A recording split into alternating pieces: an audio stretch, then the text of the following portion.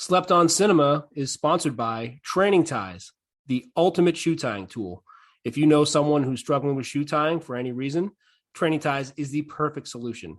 Van Damme is compelling only when he takes his clothes off.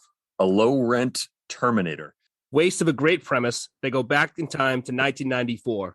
Ooh. Van Damme's accent is easier to understand than the plot. Only worth renting if you've got a poker game and a bottle of Jack Daniels going. View it straight and you'll be too busy rolling your eyes to keep up. Maybe it's the formula. Maybe it's all that time travel. But you can't help thinking you've seen it all before.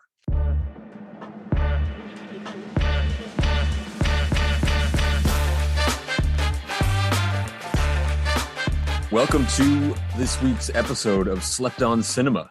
This week, as you may have guessed from the intros, we are doing Timecop, the Jean-Claude Van Damme classic. I'm Stan Steamer here. I'm Grobe Street. And this was a lot of fun. I thought this was, I know we probably say that every week, but I thought this movie was 100% fun. I can't wait to get into this. You want to kick us off with the rotten premise? Sure, rotten premise. When mankind perfects time travel, the government establishes the Time Enforcement Commission to thwart criminal attempts to alter the timeline. Police officer Walker is recruited by the TEC Commander Matuzak, but soon finds his investigation of Senator Aaron McComb being thwarted by elements within the government. When Walker's wife, Melissa, is attacked, he must travel across time to rescue her and save the future. Tomato meter, 45%, and audience score, 36%. How do you not want to see that movie? So fun. Great premise, great movie. To get into some of the background here. So this came out in 1994, September 1994. And this is another one of these films that I think actually did quite well when it came out, even though it was sort of panned by critics and I guess over time has sort of just been lost. But it was the number one movie for its first two weekends. It had $12 million in its opening weekend. And it ended up grossing over $100 million worldwide. And it was Jean-Claude Van Damme's highest grossing film. So tough to say this was really a failure. I'll only get into one point here. And I don't think this is too much of a spoiler, but the background that I think is kind of relevant is sort of there's a concept of money in politics and the importance of television in presidential politics that I think puts it in perspective for when this movie came out. This comes out in 1994. The 1992 presidential election was the big Ross Perot presidential election. So that's just 2 years before this comes out. And that's most successful third-party candidate in modern history.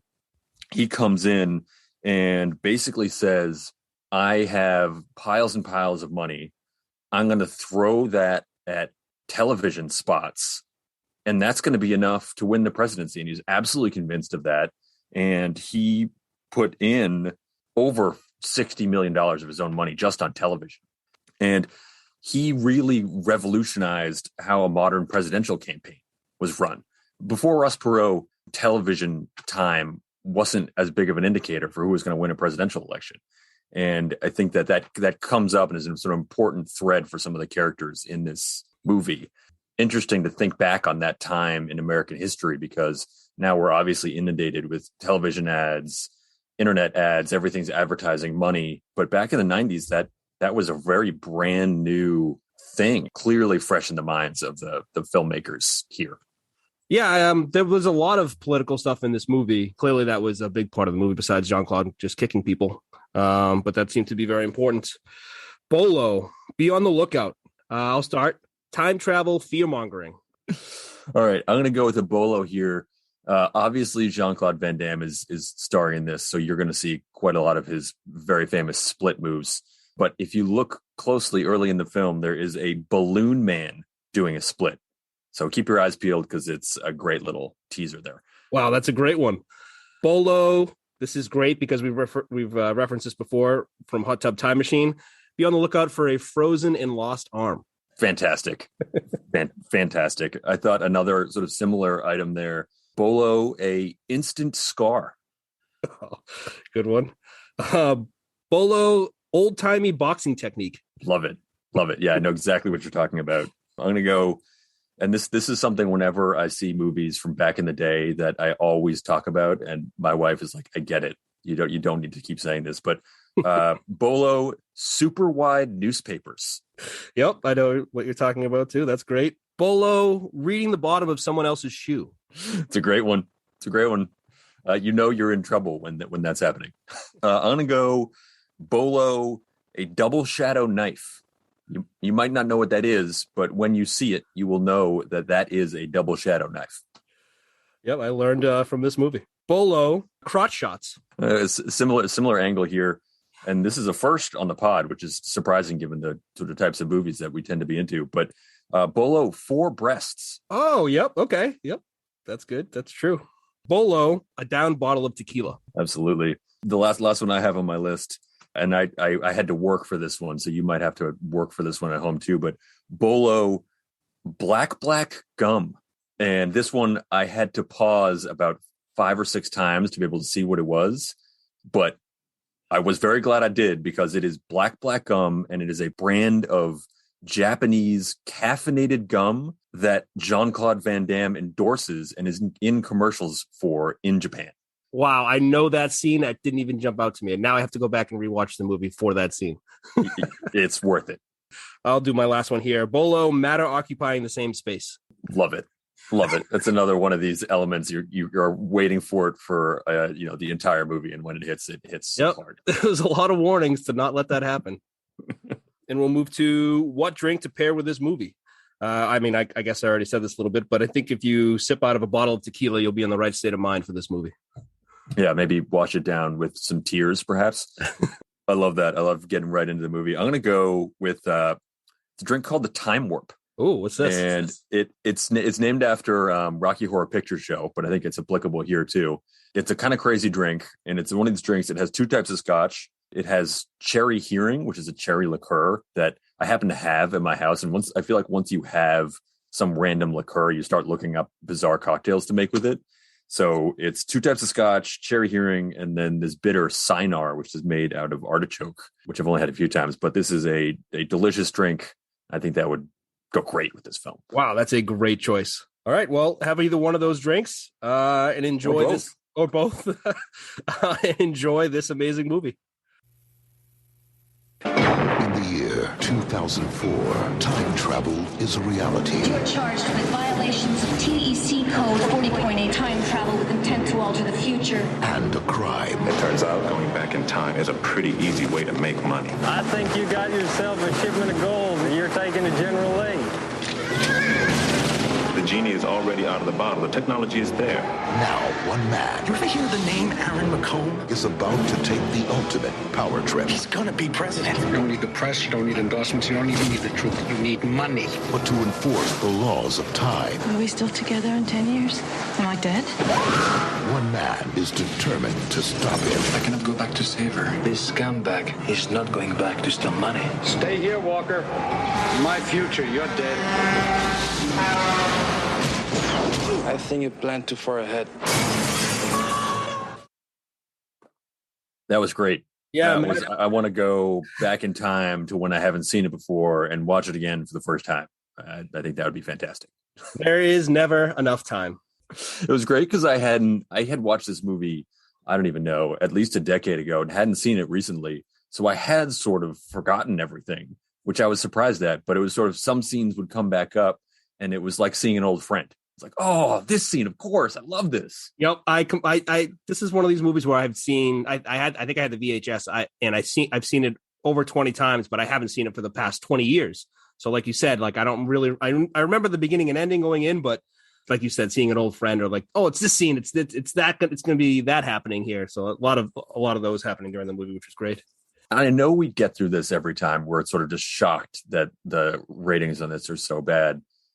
But this one I just find so perplexing. Everything about it, it's fast paced.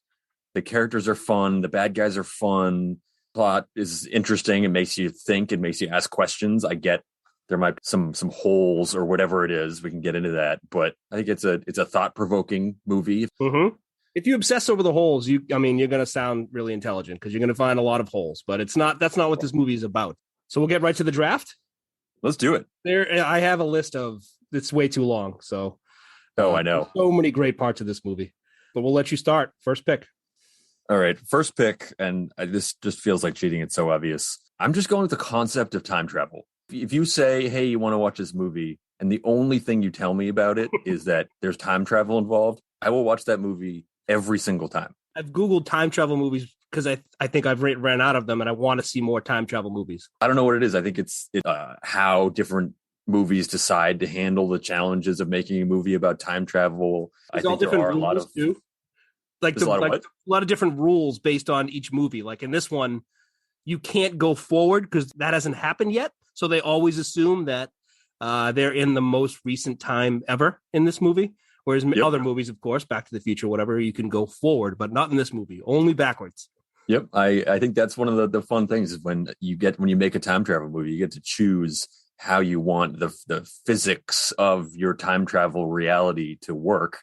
And each time travel movie is a little bit different because of that. And I think that's just so fun.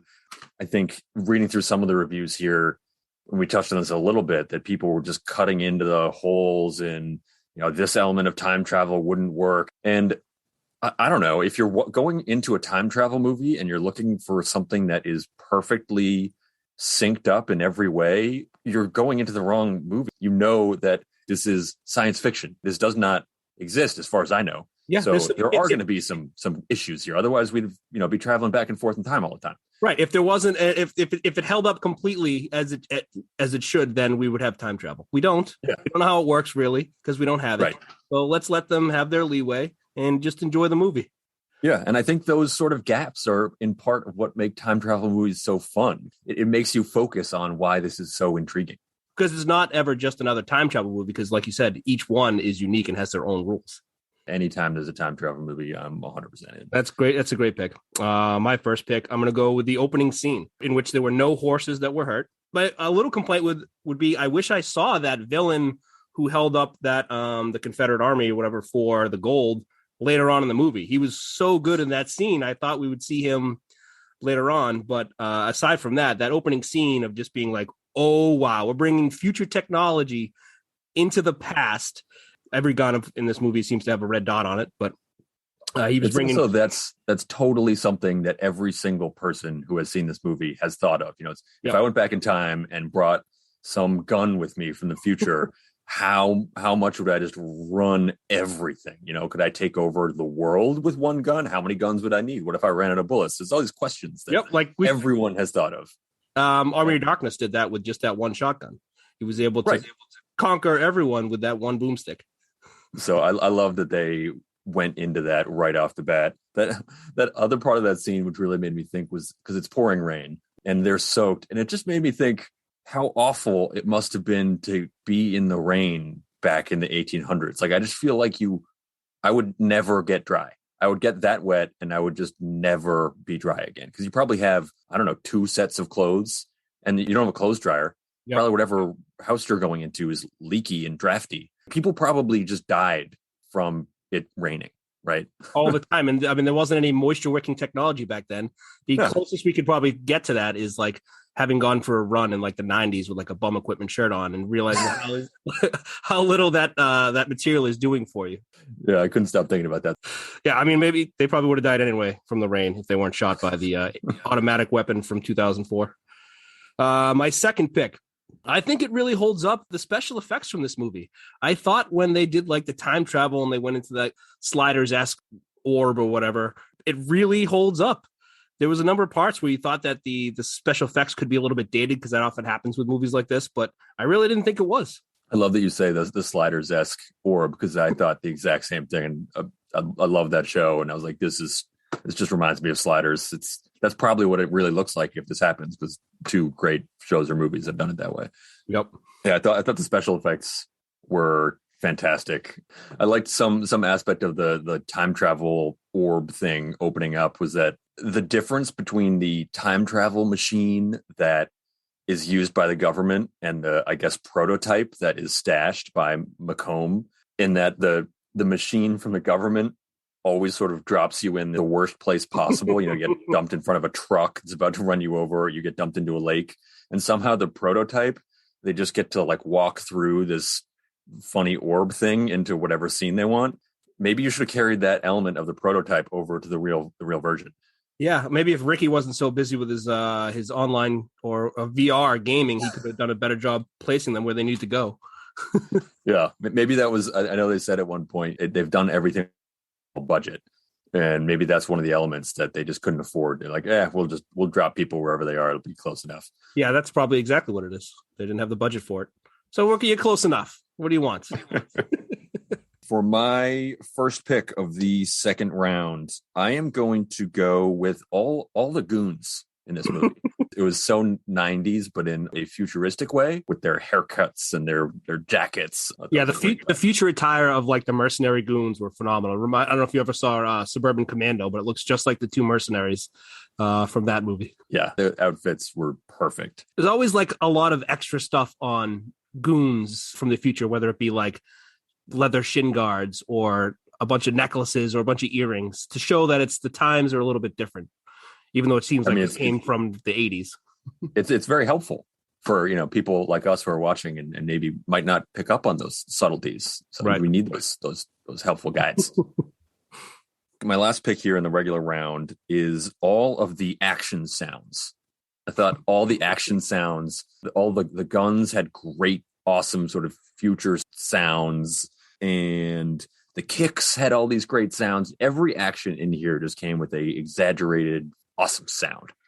Yeah, there was even a part, the two goons were like up above in like the mall area and they were deciding where to go. And one of the goons put his hand kind of gently on the other one's shoulder and it was a loud patting noise. Like the special effects were just popping all over this movie. So good. I'm going to have to go with my third pick, the dialogue of the movie. Like there was not a lot of conversing going back and forth. It's just these one-off one-liners all over the place. Every time Van Damme kills someone or kicks them off of a higher altitude or whatever, he always has something great to say. Just a couple little examples here. When he was walking with his wife in the mall, Walker, that guy must have read my mind. Melissa, the way you speak English, he'd have to. It's a great line. For some reason, he says, "Have a nice day," after kicking the guy with the frozen arm. Oh, I love that scene.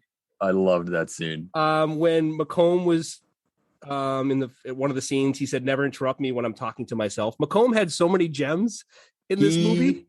He stole. I mean, I think stole the movie. I think he played his character perfectly. He also got the very coveted aspect of being able to play yourself twice on the same screen, which I know everyone loves. But I thought he should have been nominated for an Academy Award for this performance. I couldn't believe he didn't blow up to be something bigger because he stole every single scene that he was in. All right, so it's your pick, right?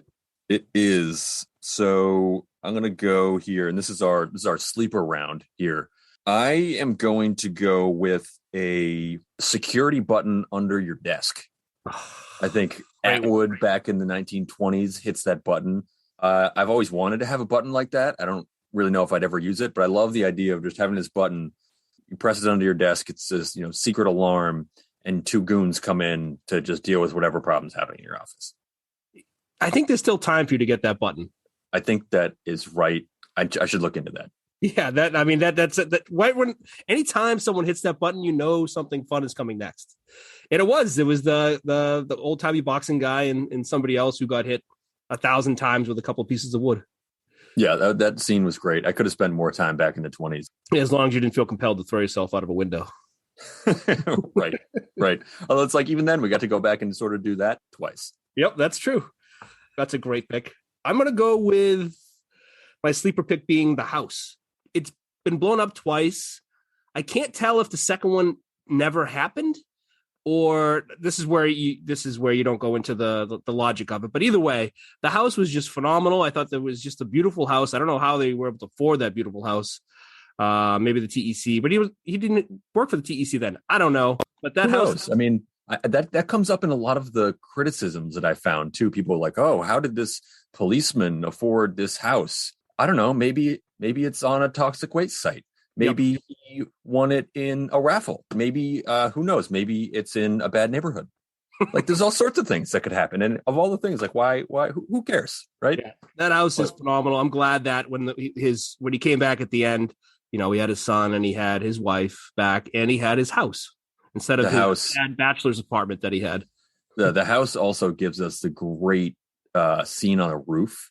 I thought that scene right at the end where there's a massive sort of chase and fight going on, a very slick roof, made me wonder why there aren't more roof fight scenes because that was so cool. That was almost one of my picks, was the roof fight scene. Halloween has done it. So I Married an Axe Murder. I think it was in that one. I mean, if there's a rooftop fight, it's going to be a great scene. Yeah, and this has got to be your number one roof in rooftop fight scenes, maybe in history, because there's a lot of different parts of the roof, gables. That looked like maybe it's even a slate roof. Yep. Yeah, it's definitely a high-end roof for a roof scene. I also had sort of some honorable mentions here. I know we don't often get into this, but this movie, as we talked about before, there were just so many things. Honorable mention for a good guy with an accent, especially in the 90s. I guess you had Schwarzenegger, but after that, a lot of times there weren't that many good guys with accents in movies. Yeah, I think it's just Schwarzenegger and Jean-Claude. Rocky, not Rocky, Stallone didn't quite have an accent. It was definitely unique. Yeah, I don't know what that was. My other honorable mention, and this comes from a person who is very physically inflexible, but just all the displays of male flexibility in here. I'm very much in awe of all of that. Yeah, 2 of those splits saved his life. Yeah, all his fight scenes were great. I'll just add flashlights and red lights on guns. I feel like the guns that they had in the future were just regular guns, but they had lighting and they had, the red dot to show where you were aiming. Yeah, and same with the taser. That was a very crucial element. He sees the dot in the puddle. He's like, all right, you're getting fried. All right, should we roll into one change to make it a blockbuster? Let's do it. So I think my thought on this one, and maybe this would have solved some of the criticisms people had, but I'd like them to get into the details of the time travel a little bit more. Like, I want a little bit more explanations of the rules and all that, because I think they tease you with it. The two pieces of matter can't exist in the same space. But I want to know a little bit more, like when he gets back to TEC, every time there's like no debrief about, all right, here's what's changed, here's why it changed. Everyone just sort of assumes that nothing has changed. And I'd like to get into a little bit more explanation about what the changes happen when he arrives. It seems like he doesn't have memories from his current self that would have maybe started to exist. But I'd like to get into a little bit more of the detail, because I think those details are really fun. I think people will enjoy that. Yeah, I feel like the TEC, they should be aware that sometimes the person comes back and things are a little bit different. When he says like, hey, this is going on now, Matuzak was always just like, what? Are you kidding me? What's wrong with you? As if he just got out of a time machine where things, could be different from when he left. Yeah, it's almost like they forget where they work, as if he's just working at Macy's. Yep. One change to be a blockbuster. I think I have 2, but small one. Maybe visit another year besides 1994. That could be good if we could check out some other years. Or I touched on this in the beginning. That original villain who stole the gold, I wanted him more involved in the movie. He had, I thought the way he handled the whole thing. Give me the gold. There's 5 of us. I'm going to ask you one more time. He was very calm. I feel like he just got but apparently he got arrested in the arms deal in Germany. But I thought he was going to be a central in that opening scene.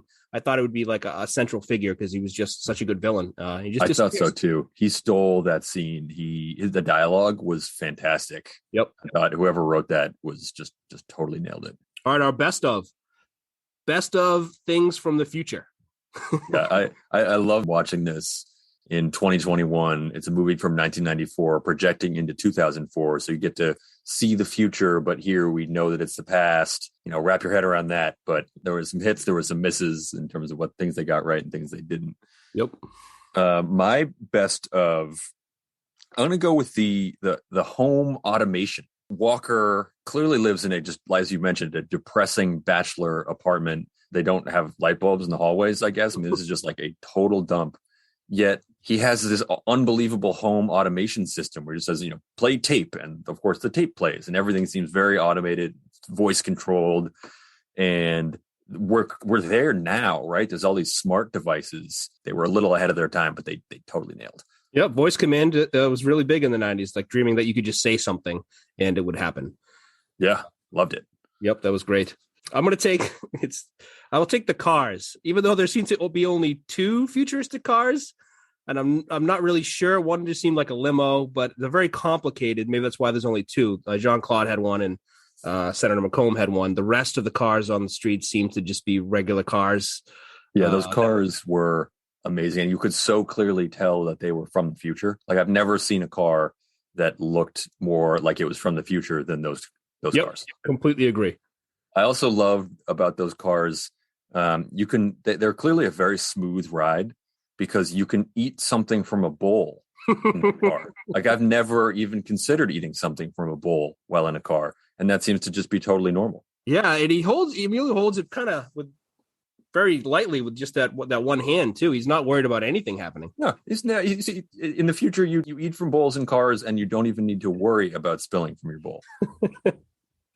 I also had, I didn't take this, but Jean-Claude, like he's from the future and his wife couldn't even recognize him when he came back. That was way off about like, Jean-Claude. You got a haircut. Who are you? You kind of have the 5 o'clock shadow, I guess. And you're in different clothes that I've never seen on you before. But I couldn't recognize him in that first time she saw him. I thought that was great.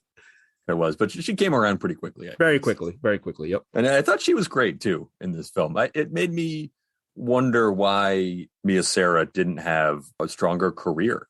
You put Ferris Bueller's Day Off, you put Timecop on your resume. How does that not open every single door in Hollywood? You should be able to choose your projects for the next 5 years after those. Yeah, and resume. Maybe she just had other priorities in her life, but you'd think that she could have had any role she wanted. She married Sean Connery's son as well as Jim Henson, the famous creator of the Muppets, his son. Wow.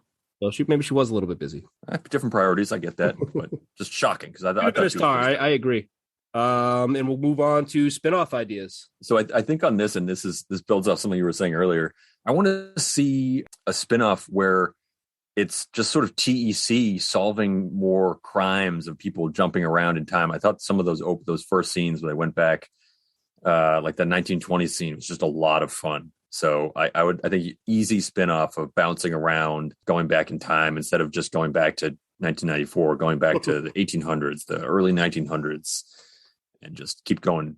I think there's a lot you could do there. Yep, definitely. Mine is very, very similar. I have a TV and a movie idea, but TV show is very similar to yours, where Jean-Claude has to go back in time to fix things that this ripple has caused. And when he's back there, it's kind of like Quantum Leap. He can't come back to his present day until he fixes all the ripples that were the dangerous ripples that were caused by this movie. And my second one would be a movie idea that picks up right at the end of this movie, where Jean-Claude visits himself from 2024, right after this movie ends, to tell him that everything that has gone wrong since. And now Jean-Claude has to help Jean-Claude in the future, 2024, prevent the whole time-space continuum from being destroyed. I would like to see Jean-Claude next to Jean-Claude again. That's all I'm going. I love that. I love the concept of sort of the space-time continuum and it being destroyed. Everybody can get behind that kind of movie. Of course. And I think that would be awesome. And every sequel, you have to ramp up how dangerous it is. Yeah. And what's more dangerous than that? Nothing. Yep. I can't think of anything. Well, that was a lot of fun. That was awesome. I can't even really, it's like I almost want to just go watch it again and again right now after having talked about it. It was a fun flick. I hope everyone listening had just as much fun as watching this as we did. And I will let you get into next week's sort of the teaser for next week's episode, because I know this is one of your personal favorites. This is one of my personal favorites. I think I saw this movie 20 times in my when I was a kid. Whenever it came on TV, I would always put it on. Surviving the Game, Ice-T, arguably Ice-T's greatest work. We also have a sprinkle of Gary Busey in there, as well as a few other great actors. So Surviving the Game next week. I'm excited because this will be a first time viewing experience for me. But with that sort of esteemed cast, I think this is going to be a lot of fun. Oh, it's a lot of fun. Can never get enough of a good manhunt. The classic genre films. All right, I think I had a great time, and I'm sure you guys did too. Join us next week. Later. Later.